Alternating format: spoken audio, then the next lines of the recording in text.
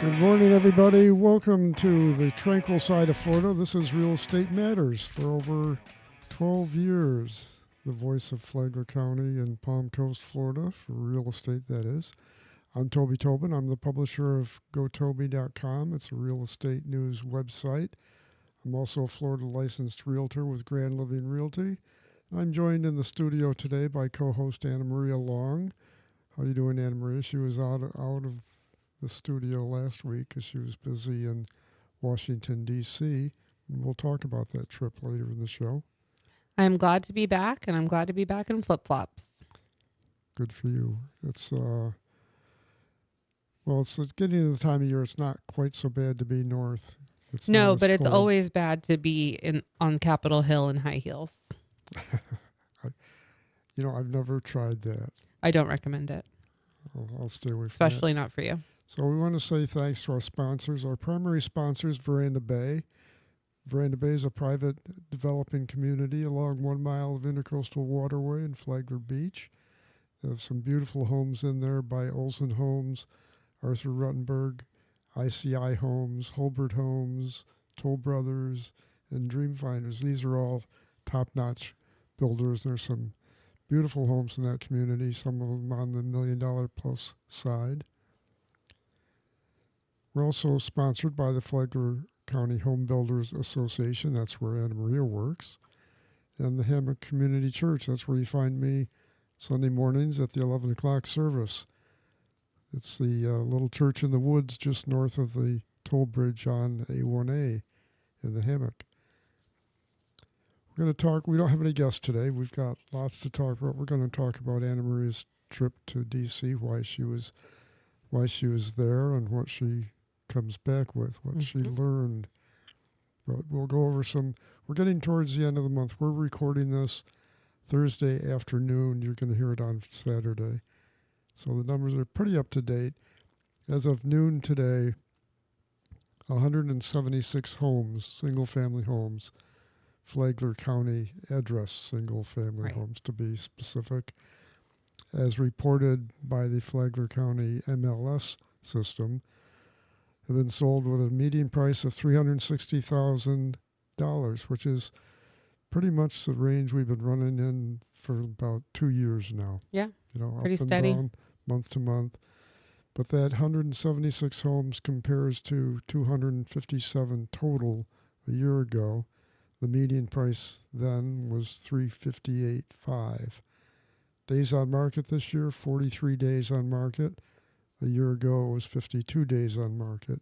So we're down a little bit. That would be counted as a plus.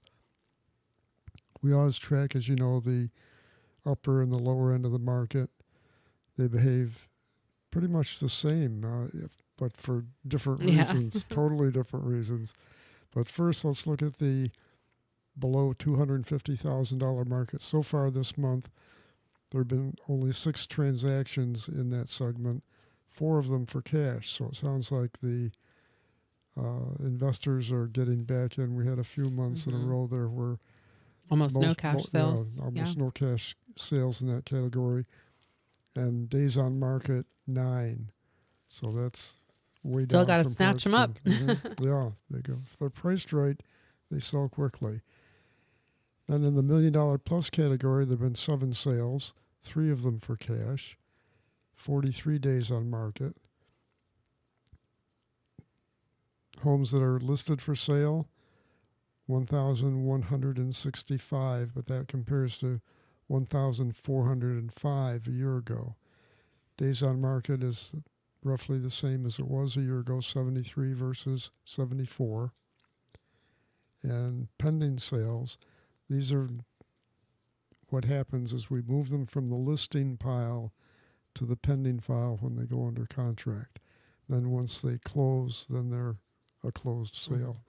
So pending sales, that pile has 380 homes in it compared to 319 a year ago. So that means there's more sales activity projecting forward for the next couple of months. That gives you an idea of how many are going to be closing. Days on market in that category, 47 compared to 62 a year ago. So that tells us, that gives us a hint that there's some positive pressures in the market. Yeah. The list price for those pending sales is $379,000. It was $366,500 a year ago. And the Gindex, which is the ratio of listed homes to pending homes, 3.1. A year ago it was 4.4. So that's again another indication of positivity in the market locally. It was interesting. I found an article this week, Florida Realtors published, and they were kind of patting themselves on the back for discovering that looking at the pending sales gives you some Insight. look into the insight into the future. Have we found a magic 8-ball? We've been doing that for over a year, and in fact, I just was interested because I actually invented the Gindex, and I couldn't remember when. I knew it was a long time ago, but it was 2009. So that's 15 years yeah. the Gindex has been around. In fact, if you Google Gindex, it actually comes up as attributed to you. Return. Yeah. Mm-hmm. As it should. Thank you. So check out the latest article on gotoby.com. It's a report on the May results, and it's a summary of the first 5 months of the year. And it's got a neat map of the May home sales. And the map is layered by price. So you can look at the $1 million plus. You can look at, it's got a layer for $1 million plus, another layer for 500 to a million, 250 to 500, and then under 250. And they're different colors for each of those layers on the map. So you get a really good. It's a quick visual too. Yeah. And if you're a Flagler HBA member, then the image of it is in your government affairs report that went out yesterday, and you can just click, Wednesday, because you'll be listening Saturday. Then you can click on that image and it'll take you right to the map. Yeah, that map's had over 1,300 views. Nice. I just put it up a few days ago. Very good. So there's a new Walmart, the PLDRB, which means the Planning Land Development Board. Mm-hmm. What's that? PLDR. Well, we're missing Planning and Land Regulation Development Board. Yeah, most people just call it the Planning Board, but the PLDRB for the city of Palm Coast met the other night, and they don't approve a project of this magnitude, but what they do is they go through the review process, and then they recommend it's going to go to the city council for final approval, but they recommend either denial and why they should deny it, or acceptance and why it should be accepted. And they unanimously approved that project. And that, by the way, will be a Walmart, really big Walmart, right next door to BJ's on State Road 100. That's going to be a really fantastic addition. Yeah, it is. And of course, it's the first time it really was publicly announced as a Walmart, but it was, the rumors had it pegged as a Walmart for a long time. We've known. We knew which big box it was. And some people on social media and even the press are kind of blowing up about the traffic volume. And let's be realistic here. Well, State Road 100 is a busy road, and around Seminole Woods, that intersection is already problematic. It is. And we're going to add some more. But I read an article today about the number of trips that are going to be added because of the store. And the whole trip count argument is totally false. Well, it's 80% false. Majority false. You'll increase trip count on State Road 100, but total trip counts for everybody that goes to the Walmart, the new Walmart on 100, that's a person who didn't go to the Walmart off Palm Coast Parkway. Right. On Cypress Point. On Cypress Point. And perhaps their trip was even shorter, which put less pressure on the road, because if you live down in Seminole Woods, you have to either get on 95 or Belterre. And if you're getting on to 95 or Belterre, you have to get on Seminole Woods to do that. So the traffic would not be eliminated off of Seminole Woods up to the point of the new Walmart, but it would be eliminated past that point. Right. unless you take Old Kings. But still, you have to get on Seminole Woods to do that. The only change in route would be to go completely around on Route 1 and then come up Palm Coast Parkway, which is an option if you're like on the very far west end of Seminole Woods. But I feel like that's probably the lesser. But the point, fewer. The point fewer behind this this discussion though is that businesses, you put up a new business, whether it's a restaurant or a gas station or a big box retailer, you don't increase trip counts. No. And a trip count, You by the way, change them. I actually had somebody email me after a previous show when we talked about trip counts. They says, "What is a trip count? What does that mean?" I said, "Okay, if you get in your car and drive someplace, that's a trip. If you turn around and go back home again, that's another trip." Right. So it's like flying segments in the airline system.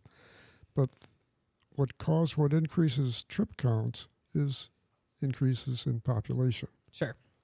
Businesses don't drive cars. No. And, the impact fee gets loaded on. We really overload businesses, especially traffic impact. Yeah, and it's a real killer for small businesses to be able to open. I think it's really important to note that the PLDRB and City Council, they cannot legally approve or deny a business because they don't like it. If the business meets the criteria set forth by city ordinance, charter, etc., the land development code, they must approve it. Otherwise, they face legal action. Yeah, in the old days, they used to be able to just deny because they didn't like it. But now that we have laws and stuff.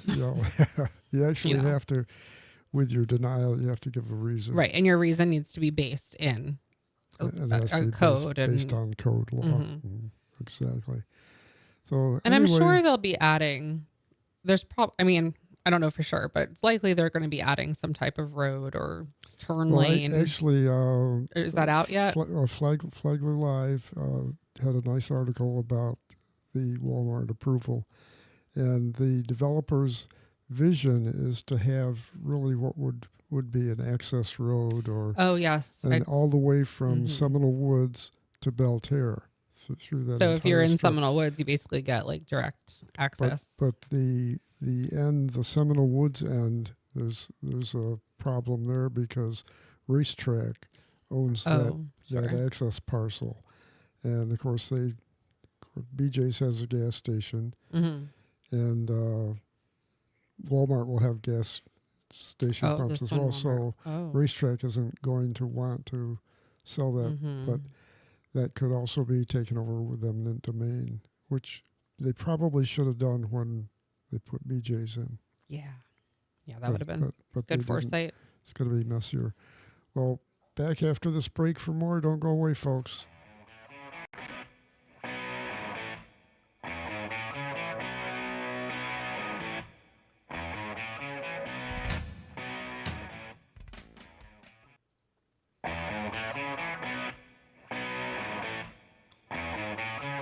Well, welcome back to the second half of Real Estate Matters. Thanks for staying with us. I'm Toby Tobin. I've got Anna Maria Long in here in the studio with me today. We were just talking about the new Walmart.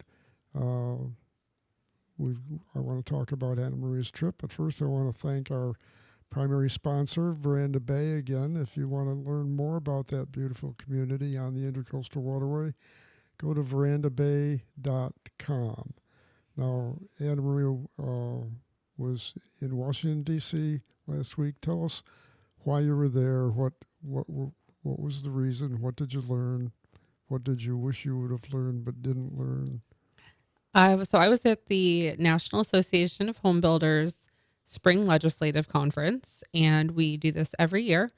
And there were 1,100 members of the National Association of Home Builders, well, over 1,100, who attended this conference. And on Wednesday, we all went and visited Capitol Hill and visited our Congress and House representatives from across the country. And we shared with them our 4 major concerns that, Congress can take action on to help housing affordability and and close the gaps.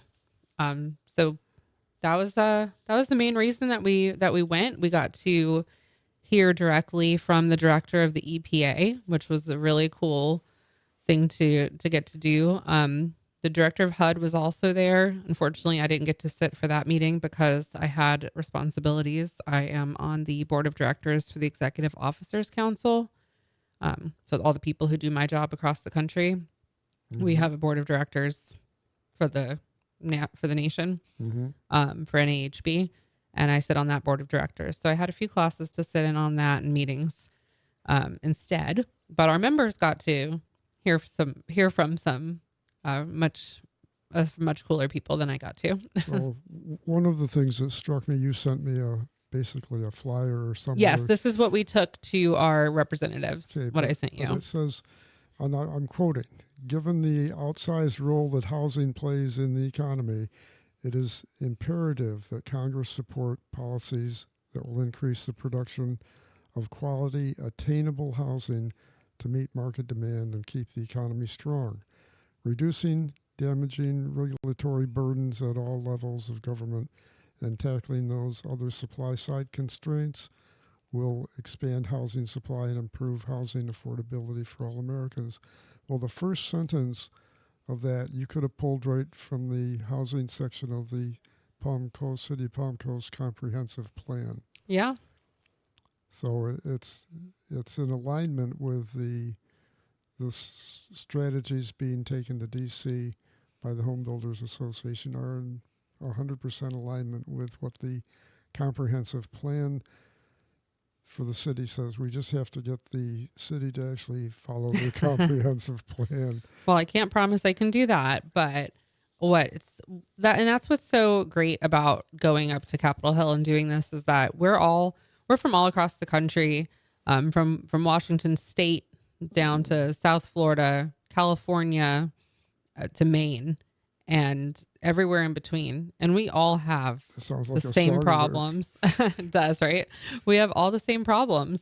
They're slightly different city names, different little tiny aspects, but overall, regulation. It's very much so based in regulation. There's currently a really truly once in a generation housing package with Congress. There's not been any real reform to housing in decades. So we're hoping that this goes through. The House did a really, really great job with it. The Senate has put some funky things in there that we need them to fix before it goes through. And so what are the high points of the House legislation? So the high points are it will significantly increase housing production because it's going to encourage land use and zoning reforms. It'll streamline environmental reviews and instituting regulatory reforms. It's very difficult when you're building in multiple municipalities and jurisdictions, states, even when there's so many various different ways to do things. And even in Flagler County, you have Flagler Beach regulations, county regulations. And Florida's taken a great step in this actually by instituting a new statute that will require the Florida municipalities to have one straight permitting format. And that's exactly what we're looking for at a national level. And I know I'm glad that Florida can lead the way with that. It makes for less confusion across the board. And that's really important, I think, for transparency on all sides. Well, just a year ago, we were quoting a figure somewhere in the 90s, 96,000, I think was the number, that $96,000 of the cost of a typical new home was attributed to regulation costs. And I'm not saying all regulation's bad, because you have to have building, no. You need building codes, Absolutely. You need inspections, such, but that number's been revised up to $131,734 now. Yes. That's 26.4% of the average house sale, and this is considering the average new home price at $499,500. And this is including your land as well. So, do take that into consideration. But That's significant. So when we're saying, or when the public is saying builders should not be charging so much for a house, well, they're not charging a lot for a house. They're passing on the regulatory fees. Mm-hmm. They're passing on the cost of the land. Yeah, the builder's not getting stuck with the fees and such. No, anything that the government adds on, it goes to the end user, always. Yeah. Two other items that were very important to us are the Constructs Act. It's a bipartisan House and Senate legislation that will help prepare young adults for rewarding careers in the construction trades. I've been saying this long enough that my husband's now finished his electrical apprenticeship, which is a 4-year apprenticeship, by the way. We have more people retiring from the trades than we have going into the trades. We had my own generation of millennials that were told, if you don't go to college, you'll make nothing of yourself. And that's completely false. So you're saying you're living proof that you can go to college and still do that? I have an English degree and I don't know if I'll ever actually get it paid off. So I don't know that I'm living proof of anything at that point. The other one is the Dignity Act. And so neither party is super big on this because the Democrats think that it's not enough. And the Republicans think it's too much. So the Dignity Act is legislation that would secure the border and create a new pathway to permanent work authorization, not citizenship, for undocumented workers that meet clear and stringent criteria.